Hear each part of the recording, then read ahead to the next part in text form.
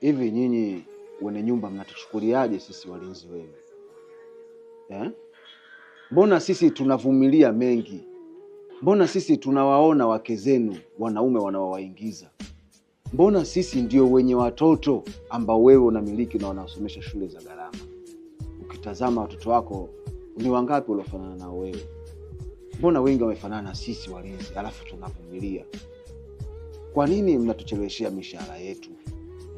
Kwa nini mnatuona sisi ni watu ambao hatuna akili? Tumeacha familia zetu tumekuja kutafuta, alafu na nyinyi mnatuchukulia tu kama sisi ni mabwege.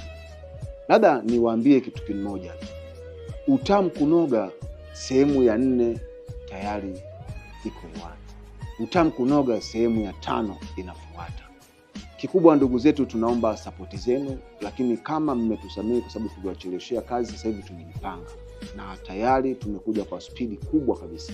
Kwa hiyo nikwambie tu kwamba mwanamke anayekupenda ni lazima atakuonea wivu, na mwanamke anayekupenda huwa anakera katika maisha.